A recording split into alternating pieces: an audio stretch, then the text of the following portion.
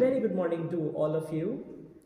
Today, in our podcast episode, we are talking about a very serious topic, that is exam related stress. And we have Dr. Binda with us. Welcome, Doctor. Good morning. So, when it comes to the far end of the year, financial year, we get exams. Yeah, And when we get exams, then we get stress, both as a student and as a parent. parents. So, doctor, what is your advice to students and parents? उनको क्या करना चाहिए, क्या नहीं करना चाहिए, कहाँ ज़्यादा प्रेशर हो जाता है, कहाँ नहीं होता है, प्लीज़ थोड़ा सा बताएं। एग्ज़ाम एक ऐसा शब्द है जिससे बच्चे डर जाते हैं। ऐसा नहीं उन्होंने एग्ज़ाम्स नहीं दिए हैं, पर बोर्ड्स एग्ज़ाम आते ही उनके अंदर बोर्ड लग जाना उनको एक फियर ला देता है। आए दिन आप इस तरह के बच्चों को आप मिलते हैं जो कहते हैं कि बहुत पैनिक हो गई हूँ, जो मैंने पढ़ा वो ब्लैंक हो गया है, मेरे दिमाग से सारी चीज़ें निकल गई हैं, प्रेशर खुद का है, फैमिली मेरे मम्मी पापा मुझसे बहुत उम्मीद लगा के बैठे हुए हैं, लेकिन मैं उन चीज़ों को रिकवर नहीं कर पाती हूँ। तो ये बहुत सारे प्रॉब्लम्स बच्चों के आते हैं। अब बात आपने कही कि इससे कॉप आउट कैसे करेंगे, इस स्ट्रेस से कैसे खुद को निकालेंगे। कुछ टेक्निक्स हैं, जैसे बच्चों को मैं पर्सनली पहले बच्चों को ये कहना चाहूँगी कि एग्ज़ाम आपने बचपन से दिया है, कोई एक नया आपके पास कोई ऐसी चीज़ नहीं है जो आप डर रहे हैं, लेकिन आपके अंदर का आत्मबल जो कॉन्फिडेंस है उसको आपको बनाए रखना है कि आई कैन डू, मैं कर सकता हूँ या कर सकती हूँ। ये आपके अंदर के कॉन्फिडेंस लेवल को बढ़ाता है। कुछ टेक्निक्स हैं जिनको हमको अवॉइड नहीं करना है, जैसे बच्चों का एक टाइम टेबल मैनेजमेंट। आप जैसे आपने कहा कि कैसे कोप अप करेंगे, तो बहुत सी चीज़ें हैं। जैसे बच्चे जो पढ़ाई करते हैं, ठीक है, पढ़ाई करने की उनके बहुत सारे टेक्निक है, जिसमें पहला हमने कहा कि उनके अंदर के कॉन्फिडेंस लेवल को हमेशा खुद के पास रखना है। दूसरी चीज़ कि जब वो पढ़ाई कर रहे हैं तो उनका एक जैसा कि आजकल बच्चे आप ज़्यादातर देखेंगे बच्चे मोबाइल से पढ़ते हैं, वो कभी भी कोशिश नहीं करते कि जैसे स्कूल में टीचर ने पढ़ाया उसको देख लेंगे, कोई क्वेश्चन पेपर को देख लेंगे, लेकिन रिटन एबिलिटी की बात करें तो बिल्कुल। तो जब आपके कॉन्फिडेंस का बात है, जब आप किसी चीज़ को बार बार रिवाइज करते हैं, बार बार उन चीज़ों को आप रिकॉल करते हैं, तो आपके अंदर का कॉन्फिडेंस लेवल बढ़ता है। और जो बच्चे कहते हैं मैं ब्लैंक आउट हो गया हूँ या ब्लैंक आउट हो गई हूँ, जो मेरे दिमाग से सारी चीज़ें निकल गई, तो वहाँ पर शुरुआत में आपको ये करना है कि आप जो चीज़ें पढ़ रहे हैं एक टाइम मैनेजमेंट के साथ। दूसरी चीज़, बच्चों की एक प्रॉब्लम्स और है कि मैं कब पढ़ूँ, मॉर्निंग में पढ़ूँ, इवनिंग में पढ़ूँ, नाइट में पढ़ूँ। बहुत रिसर्च का विषय है कि आप इस पर बहुत ज़्यादा फोकस नहीं दे सकते हैं, क्योंकि कुछ बच्चों के माहौल होते हैं घर के, रात को कंफर्टेबल फील करते हैं, कुछ बच्चे दिन में अच्छा फील करते हैं। लेकिन जब आप रात को पढ़ते हैं तो सुबह आप देखेंगे कि उठने के बाद आपका दिमाग बहुत ब्लैंक हो जाता है। तो कोशिश करनी चाहिए, जैसे एग्ज़ाम्स आ रहे हैं, एग्ज़ाम का टाइम आपका क्या है, 9:30 से 1:30 बजे तक। तो ये प्रैक्टिस करनी है कि मैं जो दिन में इतने बजे से इतने बजे तक जो मैं पढ़ाई कर रही हूँ, तो एक प्रैक्टिस, एक बॉडी उसको एक्सेप्ट कर लेता है। जैसे आप रात भर पढ़ते हो, नींद पूरी नहीं होती है, सुबह में आप 12 बजे उठते हो, 1 बजे उठते हो, आप जंक फूड लेना शुरू कर देते हैं क्योंकि बहुत आराम आता है। और जंक फूड लेते हैं तो आपके बॉडी जो है वो फिज़िकली आपको क्या करते हैं, जंक फूड खाते खाते आपका जो दिमाग भी है जंक की तरह लेज़ी हो जाता है, और जो आप पढ़ते हैं आपको मज़ा नहीं आता और नींद भी बहुत आती है, और आप इससे निकलना चाहते हैं लेकिन निकल नहीं पाते हैं। तो कुछ चीज़ों को ध्यान देना है कि आपके पढ़ने का। और दूसरे बच्चों की एक आदत है, अभी ये बच्चों से ये भी है कि बच्चे जो है, अभी मौसम जाड़े का है, इसमें कोई शक नहीं है, ठंड भी लगती है, तो बिछावन पे लेट के पढ़ना, इसको थोड़ा अवॉइड करना है। दूसरी चीज़ की कोशिश करें कि आप पढ़ाई जब भी कर रहे हो तो टेबल कुर्सी पे करें, और सिर्फ सोने के समय आप अपने बेड का इस्तेमाल करें, जिससे आपका बॉडी पोस्चर भी सही रहेगा और कंसंट्रेशन जो है आपका वो बहुत ही स्ट्रॉन्ग होगा। जनरली हम लोग क्या करते हैं, जो हमने पढ़ा मेरे दिमाग से निकल गया। बच्चों की एक बहुत बड़ी समस्या है जिसको हमें यहाँ डिस्कस करना है, वो उनका मोबाइल एडिक्शन। उनके अंदर एक एक्सक्यूज़ है, डिफेंसिव एटीट्यूड होता है कि मेरी सारी चीज़ें मोबाइल में है, मैं उसको पढ़ लूँगा। आप सोचिए, मोबाइल में आप बार बार उसको आप ऊपर नीचे करते हैं, फास्ट करते हैं, वही आदत आपको किताबों में भी हो जाती है। जब आप किताब पढ़ते हैं तो आप पूरी चीज़ों को बहुत माइन्यूटली नहीं पढ़ते हैं, आगे बढ़ते जाते हैं, कभी कुछ चीज़ें छूट जाती हैं, और वही होता है कि आप मैथ में नंबर 9 है तो उसको नंबर 10 कर देते हैं, 6 को 7 कर देते हैं, क्योंकि आपकी आदत मोबाइल से मतलब बढ़ने की हो जाती है। तो ये चीज़ें क्या होती हैं कि बच्चों के अंदर का जो कंसंट्रेशन लेवल होता है उसको कमज़ोर करता है। तो बच्चों से ये कहेंगे कि फ़िलहाल आपके एग्ज़ाम्स हैं, मैंने नहीं कहा कि आप मोबाइल से अलग हो जाएं, पर कुछ दिनों के लिए मोबाइल को थोड़ा बाय कर दें या साइलेंट मोड पे रख दें, क्योंकि ये जो है डिस्ट्रैक्शन का एक बहुत बड़ा रीज़न है। नो डाउट कि ये हमारी ज़रूरत है, नो डाउट कि हमारे लिए बहुत है। बच्चों का दो चीज़ है, पीयर ग्रुप, और पीयर ग्रुप नेगेटिव भी होता है, पॉजिटिव। जैसे अभी आप बच्चों को देखेंगे, एग्ज़ाम्स हैं, मैं क्या पढ़ूँ, मेरे फ्रेंड को देखो कितना घूम रही है, कितने मस्ती कर रही है, उनके पेरेंट्स उसको वहाँ ले जा रहे हैं, मेरे पेरेंट्स तो कुछ करते नहीं हैं, क्या मोटिवेशन आएगा। बच्चे ये नहीं देखते हैं कि जो चीज़ें फेसबुक पे आती हैं वो उन चीज़ों को रखा जाता है जो ज़्यादा अच्छी होती हैं, दिखाने वाली होती हैं। बच्चे तुरंत इफेक्ट हो जाते हैं, मेरे बॉयफ्रेंड नहीं हैं, उसके हैं, मेरे फ्रेंड्स अच्छे नहीं हैं, मुझे मेरी लुक्स अच्छी नहीं है, मैं क्या पढ़ूँ। तो इन सब चीज़ों से बच्चों को थोड़ा खुद को खास करके अभी निकालने की ज़रूरत है। और एग्ज़ाम के समय हमने ये नहीं कहा, बच्चे और एक चीज़ और भी करते हैं कि मेरे दोस्तों ने बहुत सारी चीज़ें पढ़ ली, मैंने नहीं पढ़ा। और ये नहीं पता है कि मान लो कुछ बच्चे होते हैं कम भी पढ़ते हैं, मैंने सारा पढ़ लिया, मेरी सारी चीज़ें पूरी। अगला क्या होता है, कंपैरिजन में अपने आप को डाउन कर लेता है और कम्प्लेक्स भी आ जाता है। ठीक है, तो मैं बच्चों से एक चीज़ कहना चाहूँगी कि आप खुद को देखें, आपने क्या पढ़ा, आप कितना रिवाइज करते हैं, आपने कितनी ईमानदारी से पढ़ी, वो इतना इम्पॉर्टेंट है, ना कि अगले ने क्या कहा। बस आप सामने रेस के उस जगह को देखिए जहां आपको जाना है, अपने अगल बगल को आप अवॉइड कीजिए, क्योंकि जब अगल बगल को देखेंगे तो आप शायद उस जगह पे नहीं पहुंच पाएंगे जहां आपको पहुंचना। Thank you so much ma'am, ये अच्छी अच्छी इंसाइट्स आपने दी। आपने एक बहुत इंपॉर्टेंट बात बोला which is like creating simulation at home, exam simulation. और एक दूसरी बात जो आपने कही वो है ओवर थिंकिंग, पीयर प्रेशर के ऊपर ओवर थिंकिंग। तो मैम मुझे ये बताएं कि आपके पास जो पेरेंट्स आते हैं कंसल्टेशन के लिए जी, तो उसमें सबसे कॉमन प्रॉब्लम आप क्या फेस करती है एग्ज़ाम रिलेटेड? देखिए, पेरेंट्स के एक्सपेक्टेशन बहुत हाई होते हैं, और सबका होता है कि उनके बच्चे 90% लाते हैं, मेरे बच्चे क्यों नहीं ला सकते हैं। मेरा बच्चा दिन भर मोबाइल में बैठा रहता है, मेरी बेटी रूम बंद कर लेती है, पढ़ाई करती है नहीं, पता पूछने पर इरिटेशन होता है, एग्रेसिव हो जाती है, कंसंट्रेशन नहीं होता, और आए दिन मेरे से कंप्लेन करती है कि जो भी मैंने पढ़ा था ब्लैंक आउट हुआ, मैं इस बार एग्ज़ाम नहीं दूंगा या दूंगी। तो ये चीज़ें नेगेटिविटी उनके अंदर बहुत आ जाती है, क्योंकि बच्चों के अंदर पेरेंट्स की ये बहुत सारे कंप्लेन रहते हैं। जब मैं बच्चों से बात करती हूँ तो उनका प्रॉब्लम अलग होता है, मैंने पढ़ने की कोशिश करी, पता नहीं क्या हुआ, मैं जो भी पढ़ रही हूँ मेरे दिमाग से निकल जा रहा है, मेरे थॉट्स इतने परेशान कर रहे हैं, मेरी ये चीज़ें दिमाग में आ रही है। अगर मेरा थॉट्स ख़त्म हो जाएगा ना तो मैंने पढ़ाई शुरू करनी है।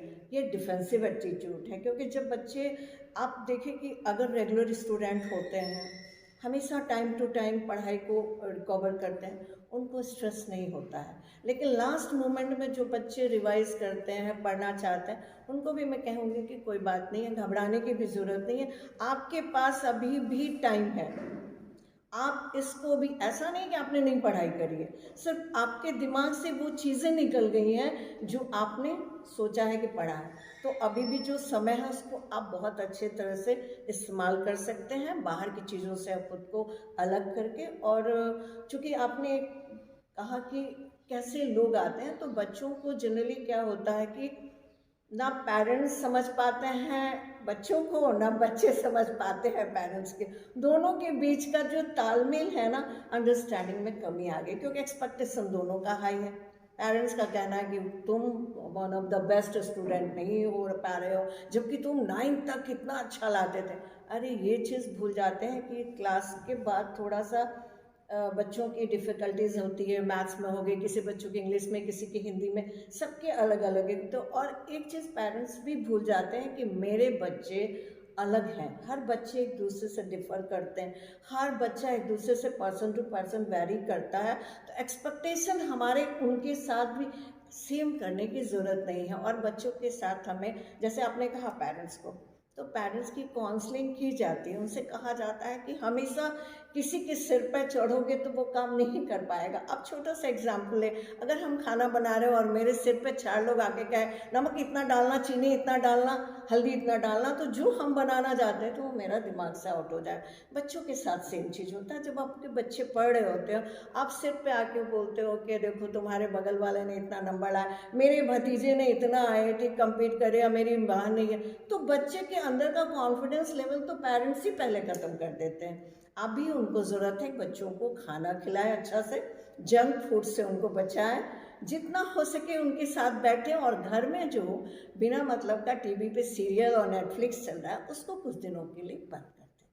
क्योंकि बच्चा, मान लो आप छोटा सा आपने एग्जाम्पल दिया, तो मैं ये बताना चाहूँगी कि जनरली घरों में आपको बच्चों को कहा जाता है जाओ अपने रूम में बैठो और पढ़ाई करो, और आप अपने पार्टी की बात कर रहे हो, आप अपने घर में क्रिकेट खेल रहे हैं, पिताजी हंसी मजाक हो रहा है, तो डिस्ट्रक्शन यहाँ भी होता है।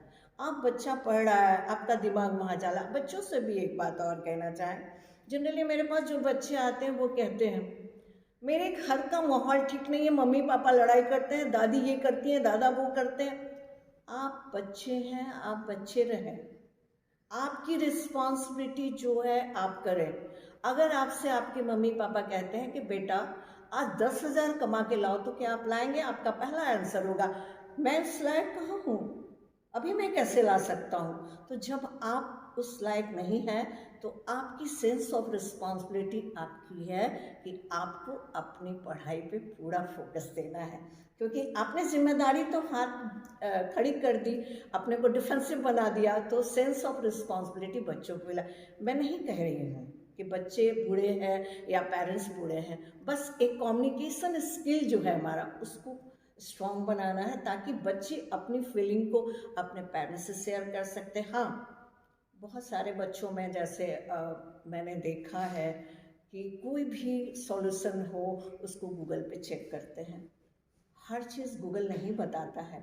गूगल में जो हम डालते हैं, हम और आप डालते हैं, कितने वैलिड है, कितना मतलब सही है, इसकी हम कोई गारंटी नहीं दे सकते। तो बच्चों से कहेंगे कि किताब जो बना हुआ है उसका इस्तेमाल ज़्यादा करें, जहाँ तक हो सके।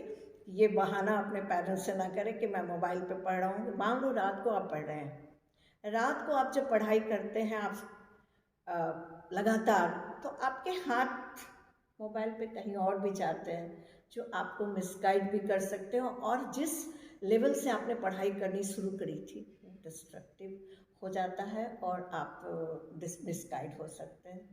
हाँ, एक और बहुत ही इम्पॉर्टेंट चीज़ जो बच्चों से कहना चाहेंगे, जैसे बच्चों के प्रॉब्लम्स आते हैं कितने घंटे पढ़ने चाहिए। ठीक है, एग्ज़ाम का समय है, 7 घंटा 8 घंटा पढ़ना है, लेकिन लगातार हमारा दिमाग 1 घंटे के बाद काम नहीं करता है। 5 मिनट के लिए रिलैक्सेशन के नाम पे आप डीप ब्रीदिंग कर लें, पेरेंट्स से बात कर लें, कुछ अच्छा खाना खा लें, हो सकता है तो आप जंप भी कर लें, लेकिन कुछ करें जिसका आपका जो माइंड है, जो लगातार किसी भी चीज़ को, अगर हम और आप लगातार 4 घंटे बात करें तो आप देखिएगा कि हमारे अंदर का जो मेमोरी पावर होगा या हमारा कंसंट्रेशन होगा और डायरेक्शन में चला जाएगा। Thank you ma'am.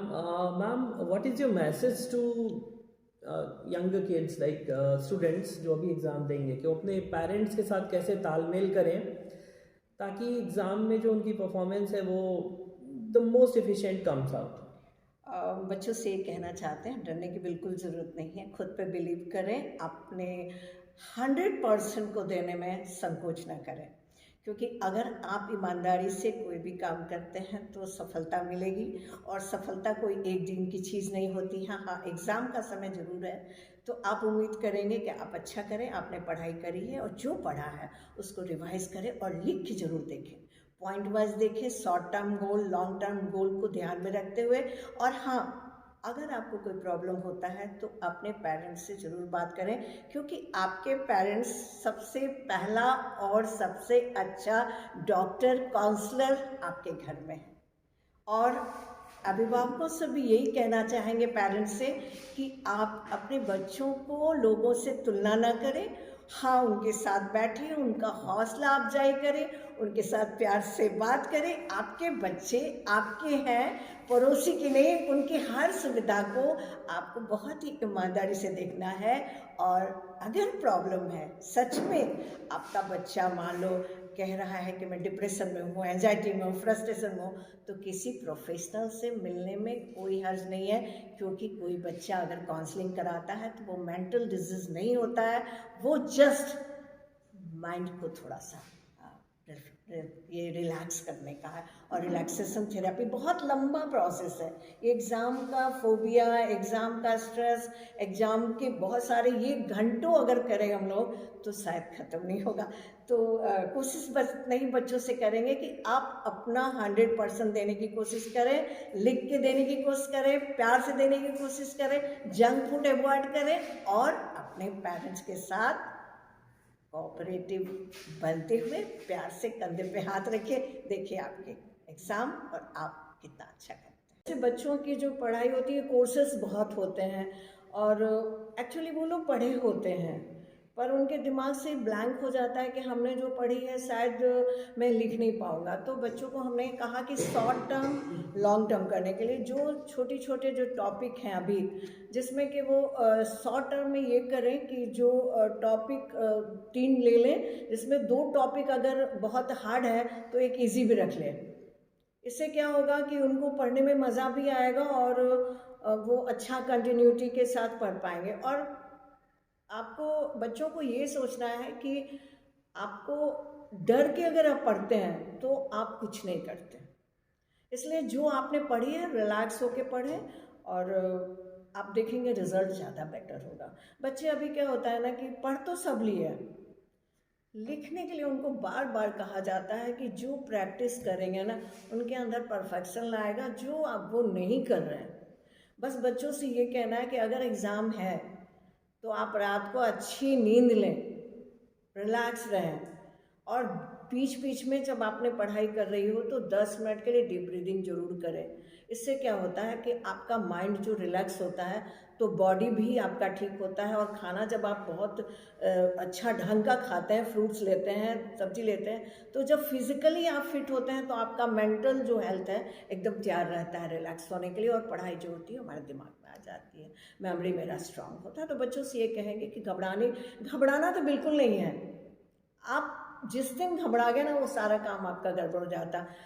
कहीं भी आइए तो ये सोच के आइए अरे क्या होगा, बहुत होगा, थोड़ा कम आएगा ना, ऐसा तो नहीं होता। और जो लोग सक्सेस होते हैं वो एक दिन में नहीं होते हैं, बहुत गिर के होते हैं। स्टूडेंट लोग को ये चीज़ हमेशा याद रखना है कि सक्सेस एक दिन की चीज़ नहीं है, पर लगे रहो, लगे रहो और लगे रहो। Thank you. Ma'am, I have got one question.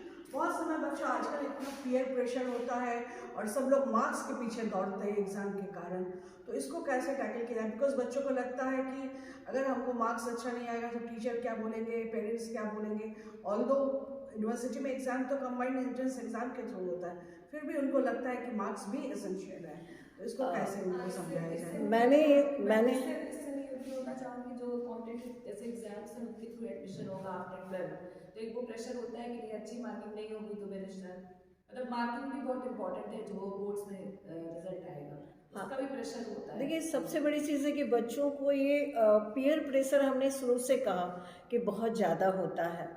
और फलाने बच्चे ने हमसे अच्छा कर लिया या पेरेंट्स का वो प्रेशर एक्चुअली हम लोग घर में भी बना देते हैं। ये जो प्रेशर होता है ना, हम लोग पेरेंट्स भी बना देते हैं बच्चों को, कि वो बच्चे पढ़ते रहते हैं और हम उनको दूसरे बच्चे से कंपेयर करके उनके अंदर के कॉन्फिडेंस लेवल को डाउन करते हैं। तो थोड़ा सा ये चीज़ करना है। और कोई ज़रूरी नहीं है कि अगला बच्चा डॉक्टर बना तो मुझे भी बनना है, वो IITian बना तो मुझे भी बनना है। हर के पास अपनी कैपेबिलिटी होती है। हर फील्ड में आज बहुत सारे रास्ते हैं जहाँ वो अच्छा कर सकते हैं। वो सिर्फ मेडिकल, इंजीनियरिंग, IT ये सब चीज़ के चक्कर में बच्चे जो अपनी रियल क्वालिटी होती है ना, वो भूल जाते हैं। इसलिए प्रेशर नहीं बनाना है। और जो आपने कहा पीयर प्रेशर, तो हम जब भी बच्चे कंपेयर करते हैं ना, तो हमने शुरू में कहा कि बच्चे कमज़ोर पड़ जाते हैं, क्योंकि अगला क्या बता रहा है उन्हें खुद पता नहीं। बिल्कुल फेसबुक की तरह वो यहाँ घूम रहा है, पर वो पता नहीं है बेचारा आज मार खाया था तो वहाँ उसके पापा ले गए थे। इस चीज़ को नहीं देखता है, वो ये देखता है कि बच्चा वहाँ घूम रहा है।